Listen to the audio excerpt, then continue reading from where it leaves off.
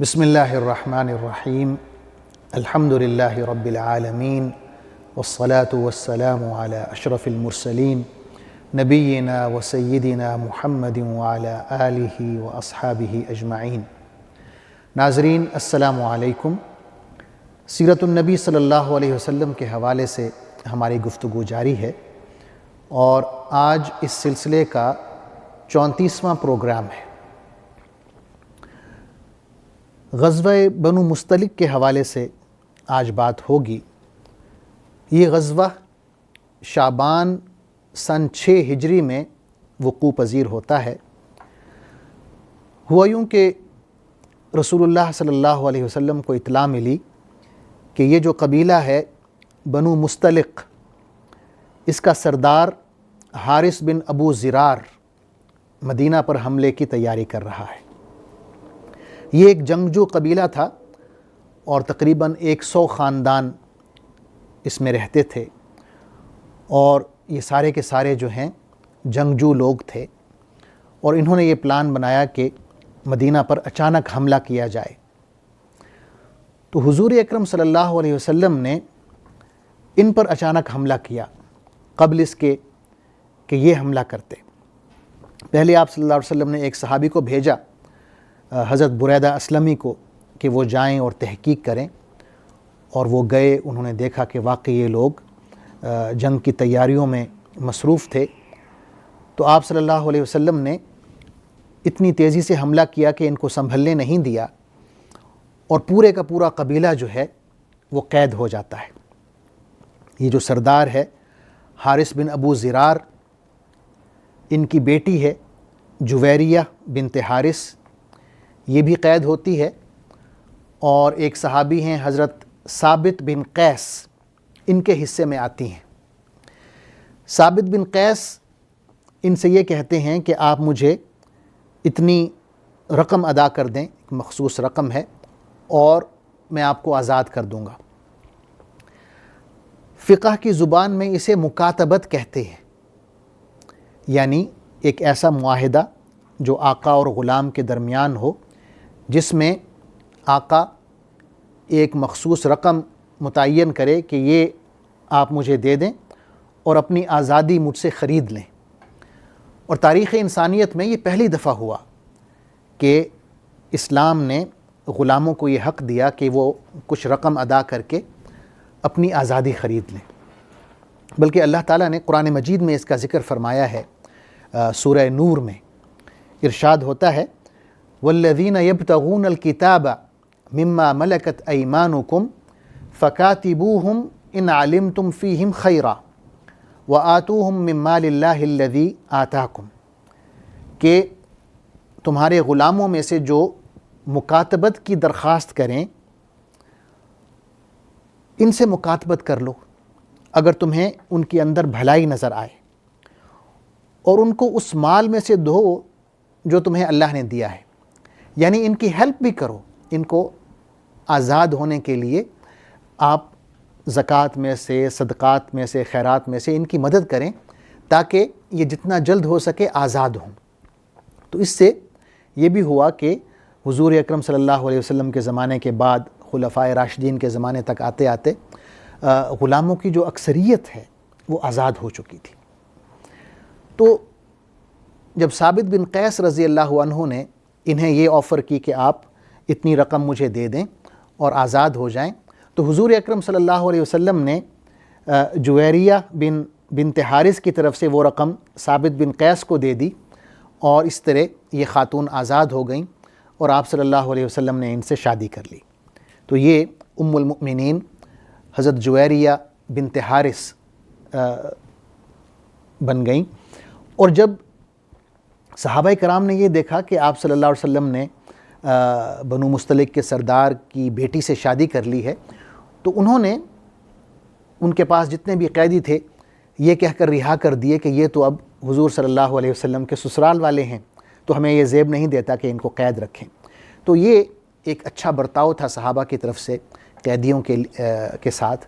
اس کا اثر یہ ہوا کہ بنو مستلق کے سارے جو لوگ تھے، 100 خاندان، یہ سب کے سب مسلمان ہو گئے۔ ناظرین، اس غزوہ میں منافقین بھی شامل ہوئے۔ آپ کو یاد ہوگا کہ غزوہ احد میں یہ پہلی دفعہ شامل ہوئے تھے اور ایک بھیانک کردار انہوں نے ادا کیا کہ عین جنگ کے آغاز کے وقت یہ اپنے سردار عبداللہ بن ابی کے ساتھ واپس لوٹ گئے اور مسلمانوں کو ایک بھاری جانی نقصان اٹھانا پڑا۔ غزوہ احد کے بعد پہلی دفعہ یہ غزوہ بنو مستلق میں شامل ہوئے اور یہاں بھی یہ اپنی خباثتوں سے باز نہیں آئے۔ ایک دو بہت ہی بھیانک کردار اس غزوہ میں منافقین کے ہمیں نظر آتے ہیں۔ پہلا جو واقعہ ہوا وہ یہ ہوا کہ حضور اکرم صلی اللہ علیہ وسلم غزوہ بنو مستلق کے دوران جہاں آپ نے پڑاؤ ڈالا وہ ایک کنواں تھا جس کا نام مریسیع ہے، اور یہ غزوہ بنو مستلق کا دوسرا نام بھی ہے، غزوہ مریسیع۔ مریسیع ایک کنواں ہے، وہاں آپ نے پڑاؤ ڈالا۔ تو ہوا یوں کہ جانوروں کو پانی پلانے پر دو صحابہ کرام کی تکرار ہو گئی، تو اس میں بات بڑھی تو ایک نے مہاجرین کو مدد کے لیے بلایا، دوسرے نے انصار کو مدد کے لیے بلایا۔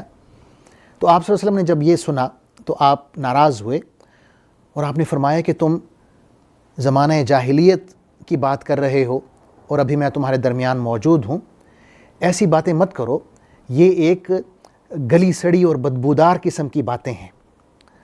آپ نے فرمایا دعوہا فإنہا منتنہ، کہ اس نعرے کو کہ اپنے اپنے قبیلے کو بلایا جائے مسلمانوں سے لڑنے کے لیے، یہ دعویٰ جو ہے، یہ نعرہ ایک بہت ہی بدبودار قسم کا نعرہ ہے، اس کو چھوڑ دو، عصبیت کا نعرہ۔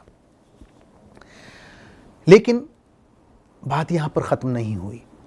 منافقین کا جو سردار ہے عبداللہ بن ابی، جب اس تک یہ بات پہنچی تو وہ غصے میں آ گیا اور اس کے جو ساتھی تھے منافقین ان سے کہنے لگا کہ بات یہاں تک پہنچ گئی ہے، تم لوگوں نے ان لوگوں کو اپنے شہر میں پہلے گھسایا ہے، پھر انہیں اپنا مال دیا ہے، اور اگر تم یہ مال ان سے روک لیتے تو یہ کہیں اور چلے جاتے۔ پھر اس نے اور بدتمیزی کرتے ہوئے کہا کہ اب یوں ہوگا کہ جب ہم واپس جائیں گے مدینہ تو عزت والا شخص ذلت والے شخص کو مدینہ سے باہر نکال دے گا، اور اس کا اشارہ نعوذ باللہ حضور صلی اللہ علیہ وسلم کی طرف تھا۔ یہ جو بات وہ کر رہا تھا، ایک نوجوان صحابی ہیں زید بن ارقم رضی اللہ عنہ، انہوں نے بھی یہ بات سنی اور حضور اکرم صلی اللہ علیہ وسلم تک یہ بات پہنچائی۔ آپ صلی اللہ علیہ وسلم کے پاس اس وقت حضرت عمر رضی اللہ عنہ بھی موجود تھے، تو انہوں نے کہا کہ یا رسول اللہ آپ حکم دیں کہ انہیں قتل کر دیا جائے، یہ جو منافق ہیں عبداللہ بن ابی۔ تو آپ صلی اللہ علیہ وسلم نے فرمایا کہ میں نہیں چاہتا کہ لوگ یوں بات کریں کہ محمد اپنے ساتھیوں کو قتل کروا دیتا ہے، لیکن آپ نے یہ کہا کہ فوراً کوچ کا اعلان کر دو۔ تو صحابہ کرام چل پڑے، اور یہ ایسا وقت تھا کہ عام طور پہ حضور صلی اللہ علیہ وسلم اس وقت کوچ نہیں کرتے تھے۔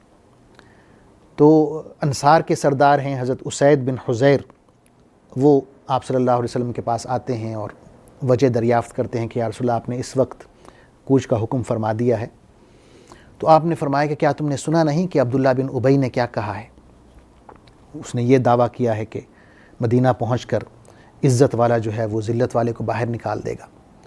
تو اسید بن حضیر کہتے ہیں کہ یا رسول اللہ اس میں تو کوئی شک نہیں ہے کہ یہی منافق ذلیل ہے، ذلت والا ہے، اور آپ عزت والے ہیں، آپ چاہیں تو اسے مدینہ سے نکال باہر کریں۔ حضور صلی اللہ علیہ وسلم نے وہ سارا دن سفر جاری رکھا اور پھر ساری رات سفر جاری رکھا، اور اگلے دن بھی دوپہر تک سفر جاری رکھا۔ دوپہر کو آپ نے پڑاؤ کی اجازت دی، صحابہ کرام نے جو ہی پڑاؤ کیا سو گئے کیونکہ تھکے ہوئے تھے۔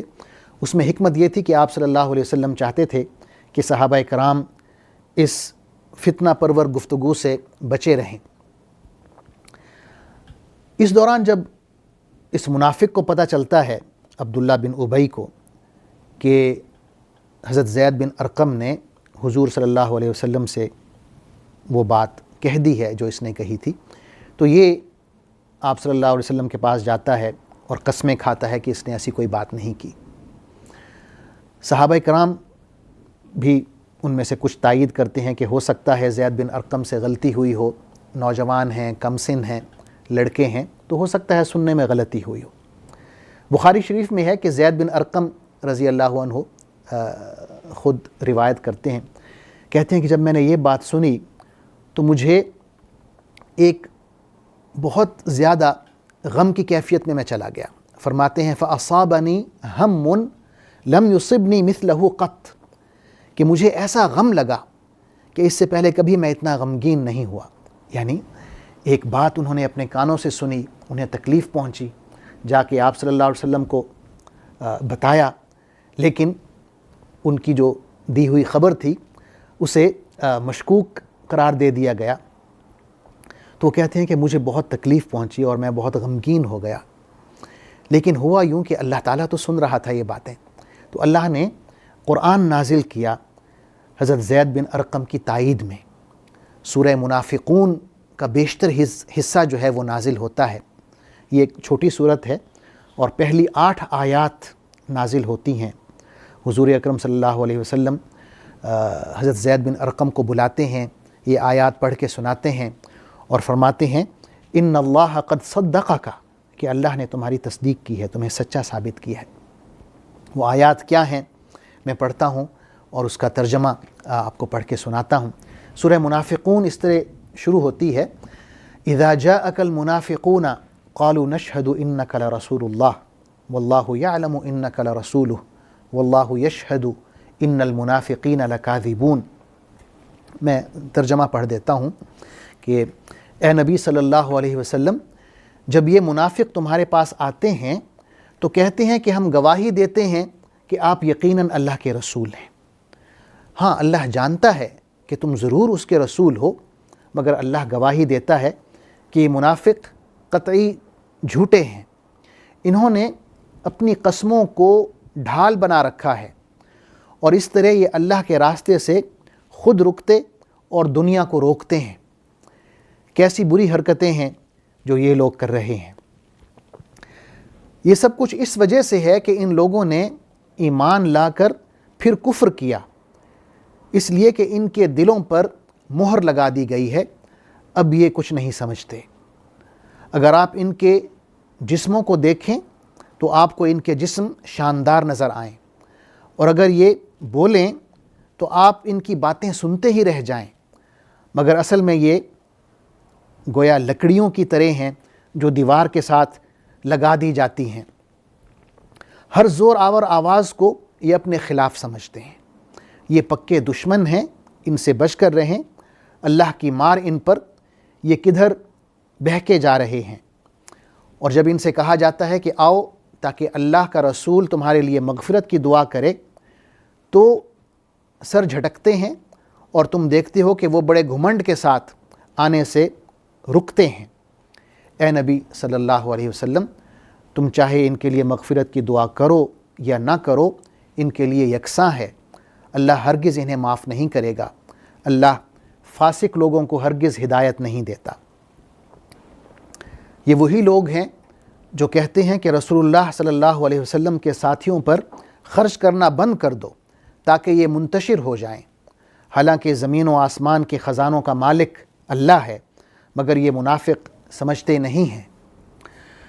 یہ کہتے ہیں کہ ہم مدینہ واپس پہنچ جائیں تو جو عزت والا ہے وہ ذلیل کو وہاں سے نکال باہر کرے گا، حالانکہ عزت تو اللہ اور اس کے رسول اور مومنوں کے لیے ہے، مگر یہ منافق جانتے نہیں ہیں۔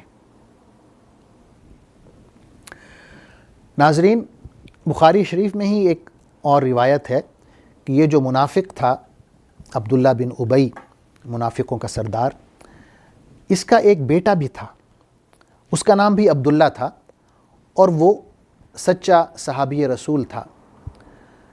تو جب صحابہ کرام کا لشکر مدینہ پہنچتا ہے تو اس منافق کا بیٹا تلوار لے کر مدینہ کے دروازے پر کھڑا ہو جاتا ہے، اور جب اس کا باپ آتا ہے تو اسے روک دیتا ہے اور کہتا ہے کہ تم ایک گھٹیا اور ذلیل انسان ہو اور تم مدینہ میں داخل نہیں ہو سکتے جب تک اللہ کے رسول جو عزت والے ہیں وہ اجازت نہ دیں۔ اور جب آپ صلی اللہ علیہ وسلم تشریف لاتے ہیں تو وہ اجازت دیتے ہیں، تب یہ انہیں داخل ہونے کی اجازت دیتا ہے۔ اور روایات میں یہ بھی ہے کہ اس منافق کا جو یہ بیٹا ہے عبداللہ صحابی رسول، یہ حضور صلی اللہ علیہ وسلم سے یہ بھی کہتا ہے کہ اے اللہ کے رسول، آپ اگر میرے والد کو قتل کرنے کا فیصلہ کریں تو آپ مجھے بتائیے گا، میں اسے قتل کروں گا اور اس کا سر کاٹ کر آپ کے قدموں میں لا کر رکھوں گا۔ تو ناظرین، یہ منافقوں کا کردار تھا اس غزوہ میں، غزوہ بنو مستلق میں۔ اور یہ تو انہوں نے حضور صلی اللہ علیہ وسلم کے خلاف باتیں کی، انہوں نے ایک اور حرکت بھی کی۔ آپ صلی اللہ علیہ وسلم کی زوجہ محترمہ حضرت عائشہ رضی اللہ عنہا ام المؤمنین کے خلاف بھی انہوں نے فضولیات بکیں، اور ایک طویل گفتگو ہے جسے حدیث الافق کے نام سے یاد کیا جاتا ہے کہ بہتان کا واقعہ، حضرت عائشہ رضی اللہ عنہا پر انہوں نے بہتان تراشی کی۔ میں انشاءاللہ اس کا تفصیلاً ذکر اگلے پروگرام میں کروں گا۔ تب تک کے لیے اجازت دیجیے۔ اللہ حافظ، والسلام علیکم ورحمۃ اللہ وبرکاتہ۔ اللہم صلی علی سیدنا محمد وعلی آلہ وصحبہ وسلم۔ اللہم صلی علی سیدنا محمد وعلی آلہ وصحبہ وسلم۔